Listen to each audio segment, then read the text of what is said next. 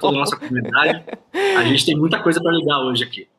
Que bom. A gente, na verdade, vai falar de assuntos bastante graves, né? A gente começa aqui dando uma respirada, porque a gente precisa também, né, dar uma respirada para poder aguentar o tanto de ameaças agora que a gente vem acompanhando. A gente vai falar de ameaças contra jornalistas, já falou em outros programas, também no ICL Notícias Primeira Edição. Aqui, hoje, a gente fala mais especificamente de alvos, os ministros, mais diretamente sendo alvos agora, já que temos o julgamento marcado para a semana que vem, no âmbito do inquérito, né, que apura ali os golpistas do 8 de janeiro. Né? Esse número de ameaças tem crescido, eles sempre receberam essas ameaças, mas agora por telefone, desde que foi marcado, de fato, esse julgamento que vai acontecer na semana que vem contra o Bolsonaro e outros 7 réus também. E o Supremo, para tentar lidar com toda essa situação, né, além de reforçar a segurança,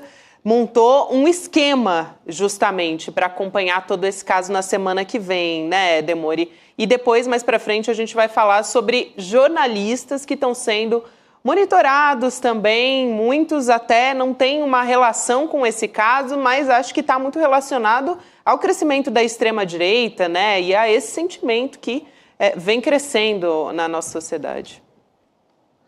Olha, Gabi, eu tenho sentido, muita gente me pergunta, né, muitas vezes como são as coisas no nosso dia a dia. Eu tenho certeza que você ouve as mesmas perguntas também, né, as pessoas que se preocupam até com a gente, com os colegas jornalistas que estão todos os dias colocando a cara a tapa para fazer esse trabalho que a gente faz. E é muito curioso, eu não sei se você tem notado, Gabi, isso é uma coisa interessante para a nossa comunidade entender também.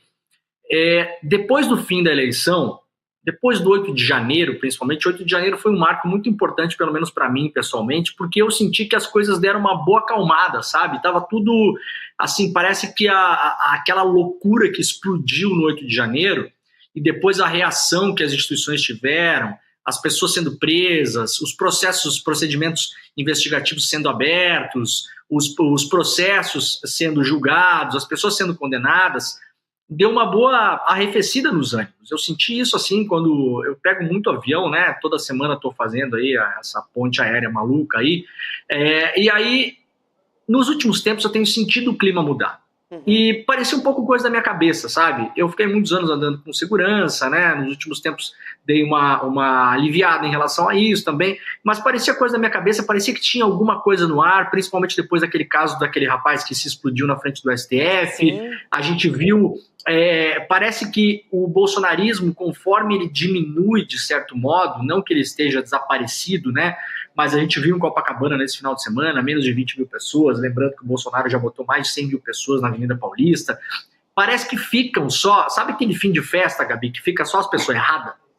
Tá ficando fim de festa a coisa, né? Tá ficando aquela pessoa que bebeu demais, tá ficando aquela pessoa que não fez nada a festa inteira e tá procurando briga, tá olhando para todo mundo. Quando os ânimos já estão lá em cima, parece, né? Nos extremos. Isso, exatamente. Então eu acho que a gente tá vivendo esse momento. Os jornalistas que tinham tido um período de paz até relativa no último ano e pouco, a gente viu agora, só esse ano, nos últimos meses, a Amanda Aldi sofrendo ataques lá da agência pública, o Paulo Motorim sofrendo ataques, agora o Diego Erdi, a gente leu ontem as mensagens aqui, o Thiago Erdi, nosso colega lá do UOL, Thiago Erdi, aliás, conheço já há muito tempo, o Thiago Erdi é um cara assim, pensa uma pessoa de paz.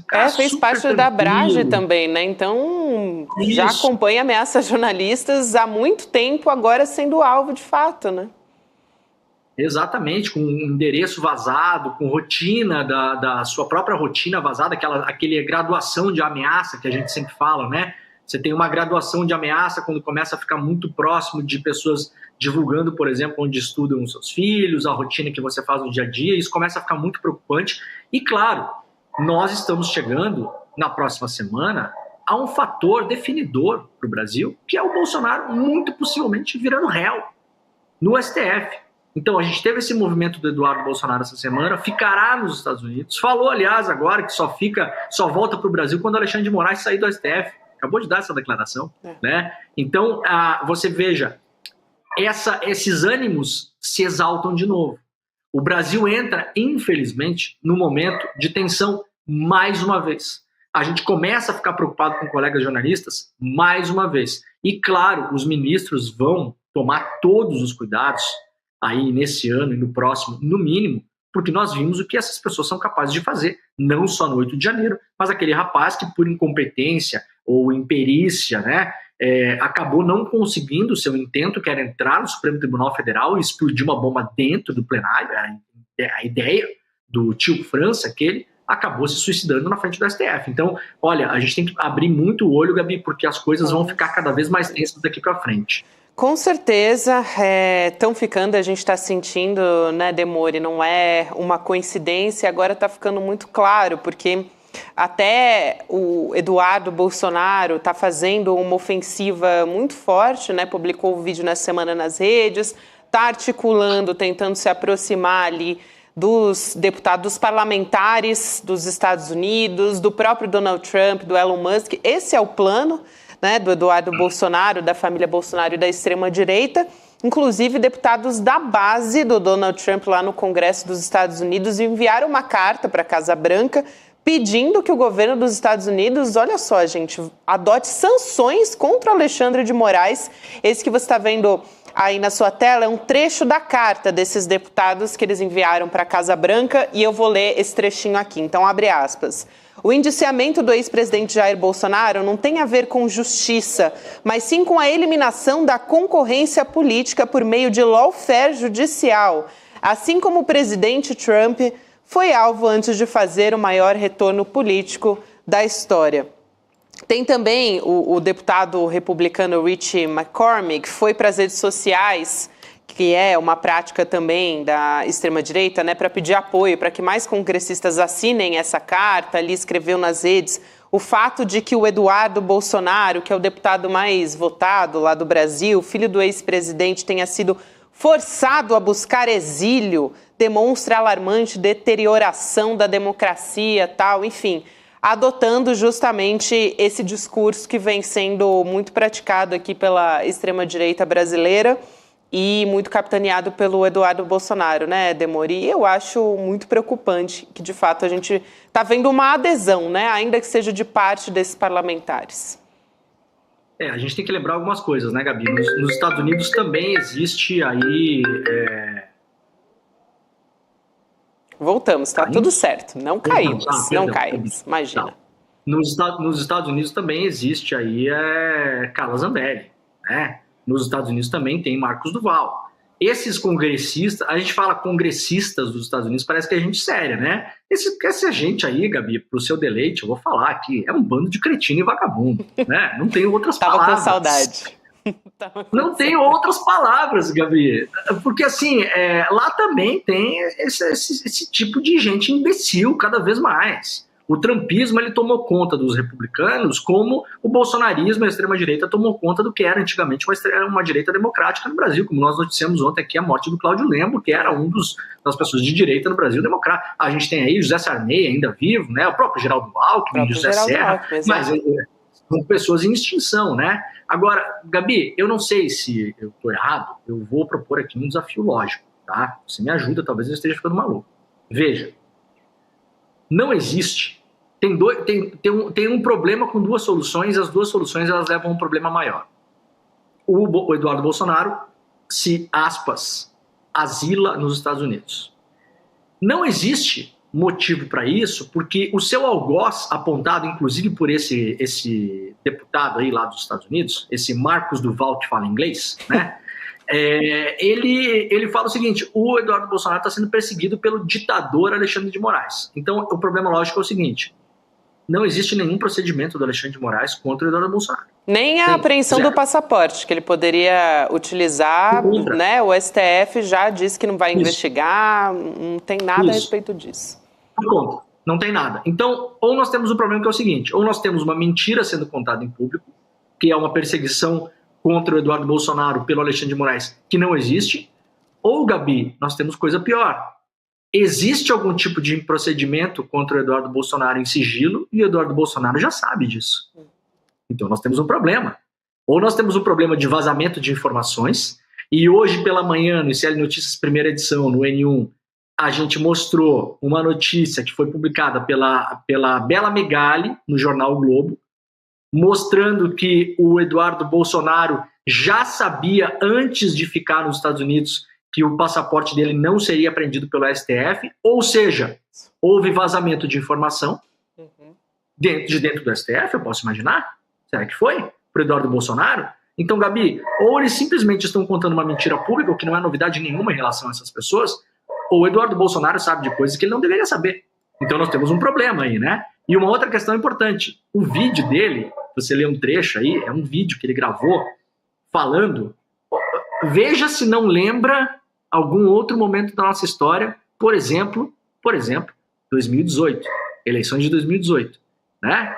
Tirar o líder das pesquisas da urna e colocá-lo usando a justiça, o país não deve reconhecer essa eleição. Ele fala o seguinte, olha, se tirarem o líder das pesquisas, que é o Bolsonaro, não sei qual pesquisa ele está vendo, mas tudo bem, tem uma que outra aí que dá um empate técnico entre o Lula e o Bolsonaro no segundo turno. Ele está dizendo o seguinte, se tirar o Bolsonaro, que seria o suposto líder das pesquisas, da eleição, ele pede para que os Estados Unidos não reconheçam a eleição do Brasil de 2026. Ô, doutor Eduardo, a de 2018 que o seu pai ganhou quando tiraram o verdadeiro líder das pesquisas da urna, que era o Lula, e jogaram ele na cadeia, e o senhor gostou que os Estados Unidos reconheceram, não gostou? Era governo Trump, aliás. Então, veja, eles estão subvertendo, Gabi, como diz o professor Castro Rocha, todas as pautas historicamente de esquerda. O Eduardo Bolsonaro falou ontem em direitos humanos. Agora estamos falando de lawfare, né? Foram os parlamentares né, americanos, mas ainda assim sabemos de onde vem esse discurso. Lembra como o pai dele falava em direitos humanos? Direitos, tinha uma camiseta, lembra que estava escrito na camiseta? Direitos humanos, esterco da vagabundagem. Isso era uma camiseta que eles usavam. Então, doutor Eduardo, direitos humanos para o senhor, esterco da vagabundagem, né? No limite, o que eles queriam dizer, se estiver com fome, sirva-se, né? Então, cabe para ele nesse caso também. Demônio, eu vou chamar Rodrigo Viana, que já deu uma respirada do SL urgente, para vir aqui ser inundado de notícias de novo aqui na nossa bancada. Rodrigo, chegando aqui para a mesa redonda comigo, para não me deixar sozinha, porque assim, Leandro Demônio. Sem o Chico Sá aqui, você tá uma impressão aqui de solidão. A gente fica com saudade dele também, muita gente perguntando, cadê o Chico? Já ele tá de volta, gente. É isso. Mas o Demônio estava falando aqui, né, como tratava Jair Bolsonaro, como falava sobre os direitos humanos e também os demais Bolsonaros, né, os filhos também. E lembrando sempre, a gente fala sobre isso quase que diariamente aqui, mas quem que era o grande ídolo do Bolsonaro, dos filhos do Bolsonaro? O Brilhante Ustra, que foi um torturador no período da ditadura militar, né? Então, falar de direitos humanos agora é... O ídolo deles não era Dom Paulo Evaristo Arnes, que era o grande defensor dos direitos humanos, não era nenhum constitucionalista, né, defensor da Constituição brasileira. Aliás, seriam chamados de comunistas, né, por essa turma. Seriam. Mas sim o Brilhante Ustra, o torturador. E agora eles estão torturando a verdade, estão torturando os fatos. O Demori lembrou muito bem aqui.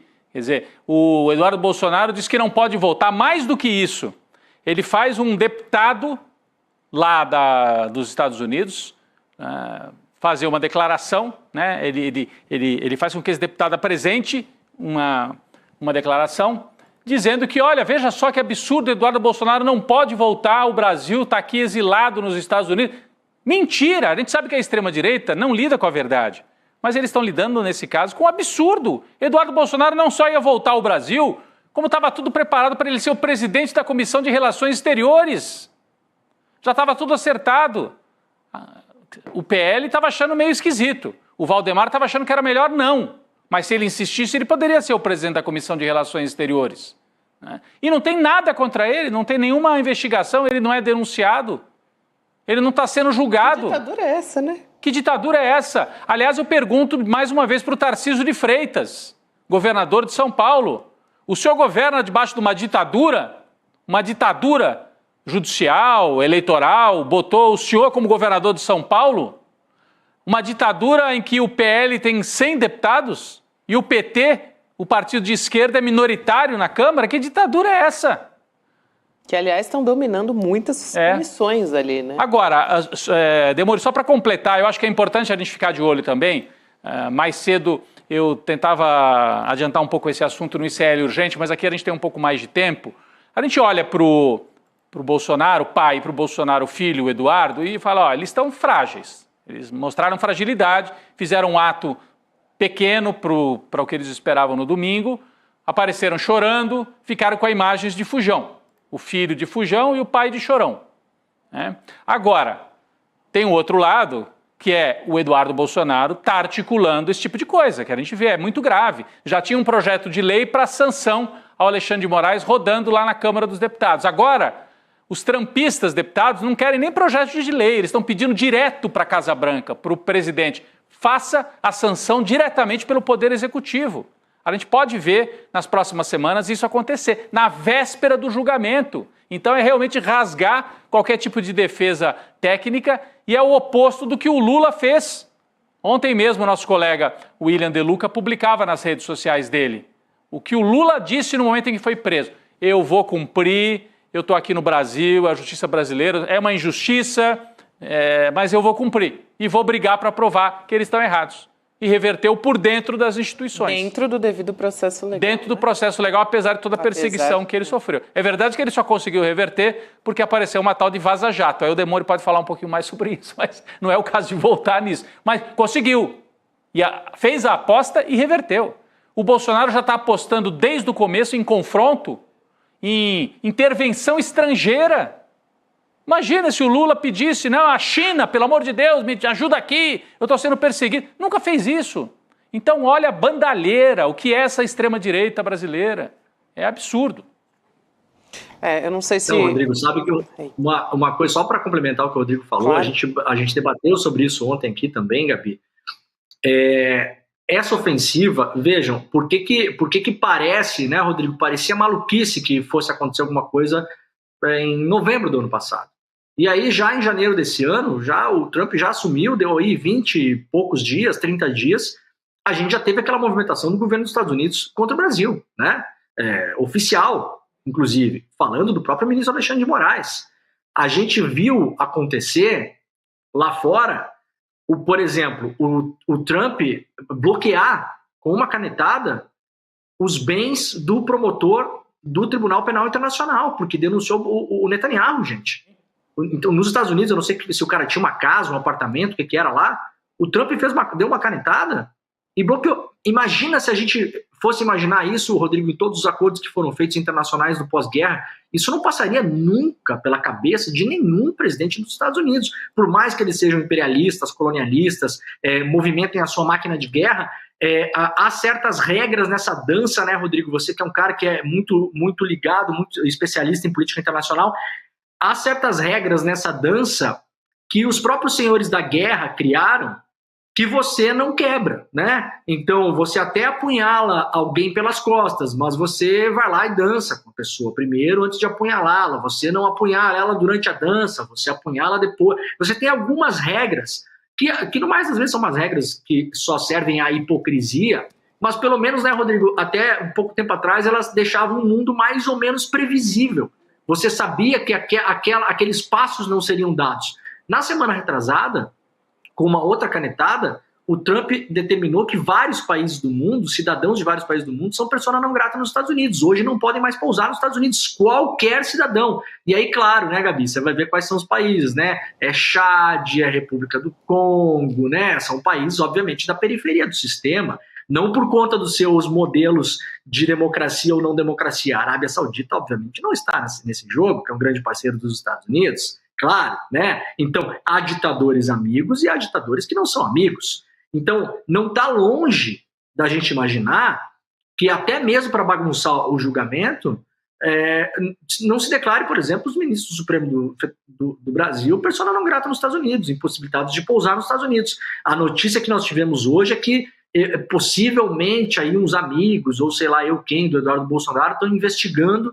Veja a gravidade disso. Se ministros do Supremo Tribunal Federal Brasileiro têm bens ou aplicações nos Estados Unidos para eventuais sanções. Então, é essa guerra que a gente vai jogar. E só para complementar, ontem a gente deu a notícia também, Rodrigo, sobre a questão do Valdemar da Costa Neto, que circulou pela imprensa que ele teria impedido o Eduardo Bolsonaro de assumir a Comissão de Relações internacionais aí da Câmara. Sim. Mas veja, quem assumiu foi o Felipe Barros, que é uma cabeça de ponte do Eduardo Bolsonaro, né? Então nós temos agora uma cabeça de ponte desse golpe vindo de fora nos Estados Unidos e a outra cabeça de ponte direto aqui no Brasil. Qual a importância dessa comissão? Eles podem começar a fazer reuniões públicas e chamar, por exemplo, esses malucos que vieram no ano passado para o Brasil, aquele jornalista do Twitter Files, o Michael Schellenberger, aquele jornalista português para dar depoimento. Eles podem bagunçar a Câmara esse ano. Sim, né? sim. O Demore, a gente mostrou um pouquinho mais cedo no ICL Urgente.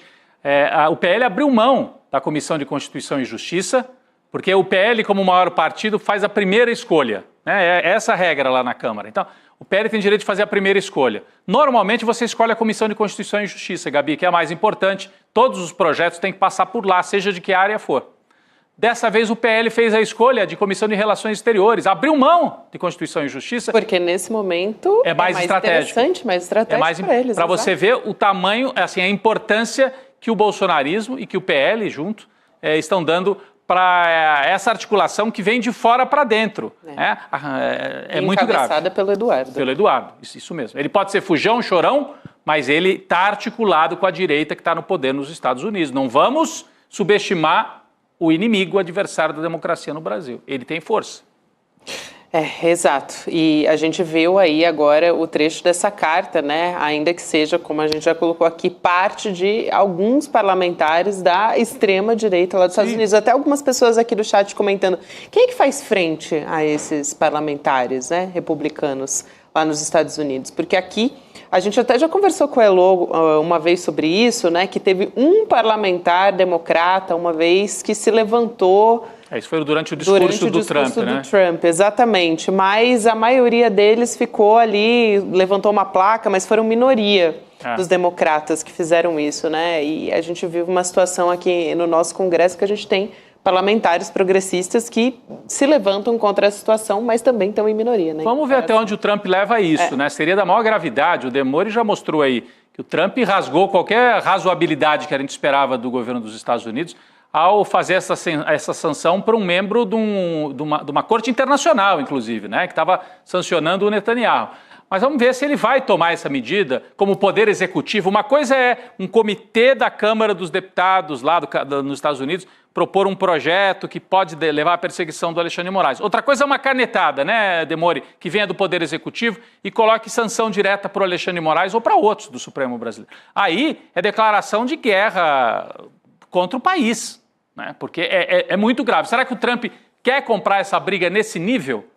Vamos aguardar, porque às vezes é barulho, vamos ver até onde eles vão. Semana que vem, o Bolsonaro vira réu, né? Então nós estamos assim, o tempo histórico, o tempo da política, às vezes se acelera, e nós estamos nesse momento. Ele está se acelerando, porque tem um julgamento para começar semana que vem, não é por outro motivo, né? Eu queria, Demore, antes de você nos deixar, mas eu queria repetir contigo a história do Alan dos Santos também, que é um articulador da extrema-direita que está nos Estados Unidos, né? É um foragido da justiça brasileira.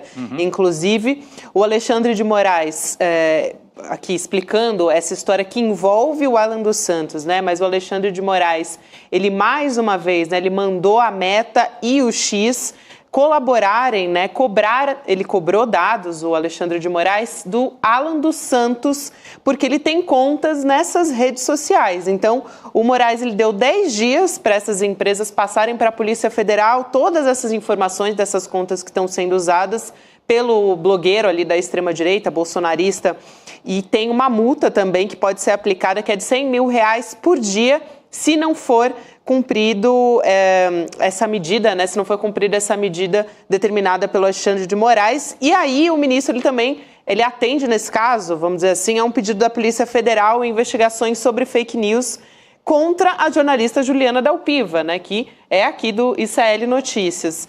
E é interessante essa história também porque o Alan dos Santos, ele já continua criando novas contas nas redes sociais há muito tempo. Continua também com o blog dele, enfim, articulando, e ele vai criando, mesmo depois, né, do bloqueio, da determinação do bloqueio pelo Supremo Tribunal Federal, ele continua criando novas contas e, enfim, né, tem aquele site dele que ele continua publicando. A extrema-direita, mesmo assim, não é o único, até já aconteceu no passado de várias contas ter uma determinação do Supremo de serem bloqueadas e ainda assim eles continuam dando um jeito de burlar, vamos dizer assim, a lei, né? Ele está postando hoje, eu estava olhando aqui, justamente que eu estava aqui olhando para baixo, era isso. Porque outro dia um colega jornalista me mandou, ele falou, você viu que o Alan dos Santos continua postando? No Brasil, né? E, não é com VPN, porque VPN é aquela forma de burlar. Qualquer um, eu não tenho VPN, então eu estou vendo o Alan dos Santos aqui no X, no Brasil. Então, o X está simplesmente desconhecendo a determinação do Alexandre de Moraes, né, Demori? Exato, acho que foi em novembro ou dezembro, ele respondeu um tweet meu, onde eu obviamente não o citei, né, o assunto nem era com ele, era uma outra coisa, e fazia muitos anos que esse cidadão não aparecia na minha rede social, né, e de repente eu fui olhar lá, o cara estava lá respondendo, né, respondeu um tweet lá, e eu também não estava usando VPN na época, essas contas aparentemente foram liberadas, depois aparentemente foram bloqueadas, mas é que tá, você não sabe exatamente o que está acontecendo. A grande questão também é que aparentemente essas pessoas estão monetizando conteúdo nas redes sociais, então veja, o cara vai lá, ele cria uma mentira, nesse caso sobre a nossa colega Juliana, posta essa mentira, espalha isso, piora a vida da pessoa, obviamente, né, e ainda ganha dinheiro com isso. O Elon Musk também ganha dinheiro com isso, porque essas redes sociais monetizadas, elas vendem publicidade. As marcas que colocam dinheiro nessas redes sociais também ganham dinheiro com isso. E tudo isso é a grande roda da desregulação das redes. A gente cansa de bater nessa história. Nós estamos lidando com as maiores empresas da história do capitalismo. Empresas que, se somados os seus valores de mercado atualmente, na foto daqueles que estavam com o Trump na sua posse, o seu valor de mercado só não supera o PIB da China e dos Estados Unidos. É disso que a gente está falando. A gente não está lidando com a mercearia da esquina. A gente não está lidando com as antigas montadoras ou petroleiras, como bem falou o Rodrigo ontem, que já eram super poderosas. A gente está lidando com uns colossos do capitalismo. Essa gente tem muito dinheiro, muito poder e muita capilaridade. E aí, claro, né, Rodrigo, quando o Elon Musk coloca um cara como o Alan dos Santos debaixo da asa, não porque gosta do Alan dos Santos, deve achar até que o cara é um baita de um otário, porque de fato ele é, né? Agora precisa dele, é um cara interessante para desestabilizar a democracia brasileira, precisa desestabilizar a democracia brasileira, o Elon Musk tem vários interesses aqui, o Elon Musk, aliás, tem uma área de terra que ele comprou no Vale do Jequitinhonha para minerar lítio, isso é uma coisa que pouca gente sabe, né? O Elon Musk está numa grande briga com os chineses ali da BYD, onde há jazidas de lítio, comprou uma área de terra já no ano passado, e o seu interesse, para além da desregulação das redes, é a questão dos satélites que a gente já mostrou aqui, né? O próprio Exército Brasileiro, a Marinha e a Aeronáutica usando satélites do Elon Musk, passando as comunicações estratégicas de defesa do Brasil pela rede do Elon Musk. E para além disso, é claro, o Elon Musk, quanto mais satélites ele bota, o próprio Alexandre de Moraes já falou sobre isso, né? Quanto mais satélites ele coloca para voar no Brasil, mais ele consegue monitorar o Brasil. A gente é uma caixa preta, a gente não sabe como funciona a Starlink, a gente não sabe que tipo de dados ela coleta, a gente não sabe o nível de informação que ela consegue coletar do solo. Então, possivelmente, esse cara está monitorando todo o território brasileiro para tentar entender onde tem os minerais que ele precisa minerar. Então, é disso que a gente está falando. A gente está falando de soberania nacional, que vai muito além de uma redezinha de rede social que tem um passarinho desenhado na tela de um celular, né, gente? E os patriotas, o quê? Querendo entregar até tudo. Continência, praticamente, para Elon Musk. Entregar tudo isso. O homem mais rico do mundo. É isso. Demori, obrigada demais por hoje, querida. A gente se vê em breve. Um abração, até a próxima. Obrigado, Demori. Obrigado, gente. Beijos. Até mais. Agora, Rodrigo, a gente vai falar... Olha, eu já suspirei, porque o próximo caso me deixou, assim, particularmente enojada, né? A gente vai comentar a história do senador Plínio Valério, né, que continua repercutindo essa fala, assim, que eu não sei nem como classificar nos dias de hoje, você fazer, né, na verdade, você está incentivando a violência contra a mulher, no fim das contas, né? O senador Plínio Valério, que é do PSDB do Amazonas, ele fez uma referência a enforcar a ministra Marina Silva nessa última terça-feira. E hoje a gente teve uma ofensiva de deputadas, a maioria delas mulheres, então tem Benedita da Silva, tem Jandira Fegali, uma série de parlamentares e também um deputado de esquerda que entraram com uma representação no Conselho de Ética do Senado A gente vai dar uma olhada mais uma vez, infelizmente, nessa fala que é absurda, abjeta, e a gente volta a falar sobre esse assunto com a Cristina Serra. Vamos lá. A Marina esteve na CPI das ONGs 6 horas e 10 minutos. Imagine o que é tolerar a Marina 6 horas e 10 minutos sem enforcá-la. A minha mulher que está ali, a Ana, mandava mensagem o tempo todo, né? Instigando, jogando gasolina. E no final ela me disse, se você tivesse 10% da paciência que teve com a Marina, a gente nunca brigava. Cris, é até difícil dar boa noite para você, né, com essa fala que transforma uma divergência política numa incitação à violência contra a mulher, né? Vamos lá, Gabi, Rodrigo, assunto da maior gravidade. Esse caso ilustra tanta coisa. Eu vou começar, antes de falar do aspecto que envolve a ministra Marina Silva, eu quero fazer uma pequena observação. Esse senador absolutamente irrelevante é uma figura desprezível, medíocre e irrelevante como parlamentar, né? É do PSDB. Vejam no que se transformou o PSDB, abrigando esse nível de parlamentar. Agora vamos ao caso da Marina. Por que tanta agressividade contra a Marina?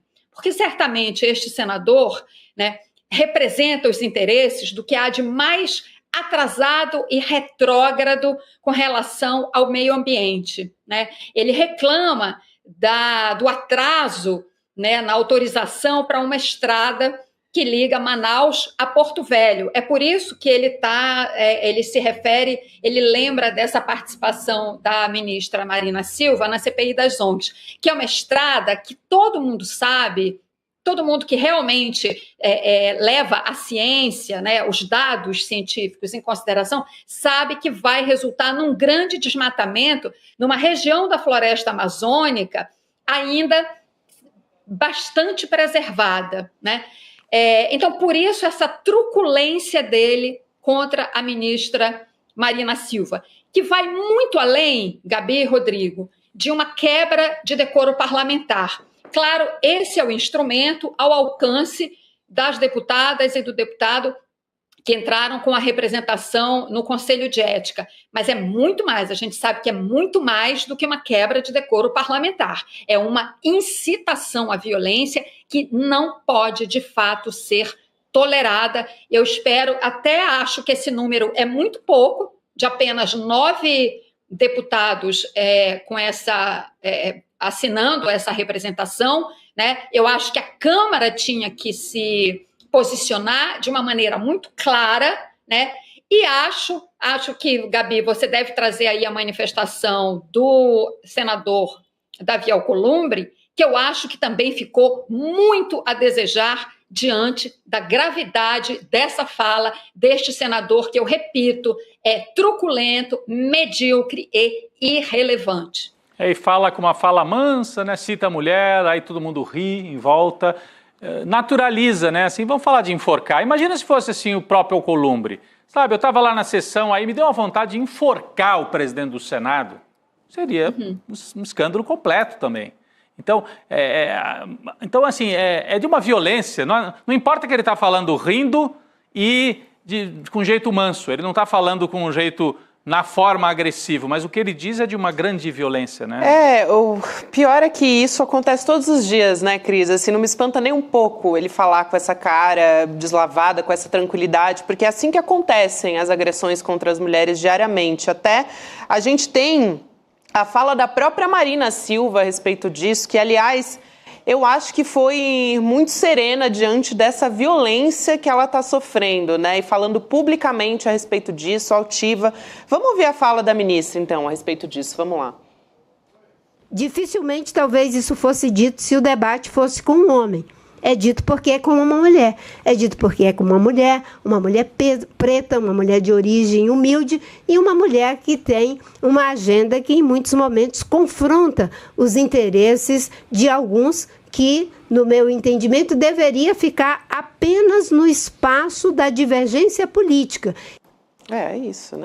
Gabi, o espaço da divergência política. Não, tanto isso é uma agressividade que não se trata de direita contra esquerda, né? Mas tem deputadas que assinam esse pedido de partidos conservadores. Eu tenho algumas aqui, estava lendo, além da Benedita que você citou, Benedita da Silva, Duda Salabert, mas tem Gisela Simona, do União Brasil de Mato Grosso. Tem a Laura Carneiro, do PSD do Rio de Janeiro. E tem... a Marília Reis é do Solidariedade, mas é uma mulher de esquerda. Mas isso mobiliza, ou deveria mobilizar, a enfermeira Ana Paula, do Podemos do Ceará. Do Podemos então, do União Podemos, Brasil. União Brasil e PSD. Então, Solidariedade, são mulheres que não é um ataque da direita contra a esquerda. Mesmo se fosse, também teria a mesma gravidade. Mas é um ataque que mobiliza as mulheres, né? Em geral, Gabi. Olha, Gabi, Rodrigo, não só as mulheres, mas também a área ambiental como um todo. Eu queria trazer aqui para a gente, para quem está nos acompanhando, porque eu acabei de receber o Observatório do Clima, que é uma organização que 133 organizações ambientais e que se pronunciou com uma nota muito importante de apoio à Marina, né? Elogiando o trabalho dela, a redução, resultados que ela alcançou como ministra, a redução do desmatamento, etc., e fala muito rapidamente aqui um trechinho. Os ataques do senador demonstram a truculência e o desespero de um parlamentar irrelevante, aquilo que eu falei há pouco, que não merece o mandato que tem. É isso, não merece o mandato que tem. E isso tem que ser levado a sério, porque vocês estavam falando há pouco, ele falou em tom, né, de brincadeira, e ele, ao comentar o assunto no Senado, diz foi só uma brincadeira, quando a gente sabe que as maiores barbaridades são ditas nesse tom de cinismo. Isso não é brincadeira, isso é cinismo, né? Então, isso realmente precisa ser visto com a gravidade que tem, né? Enfim, e segue a nota, não merece o mandato que tem.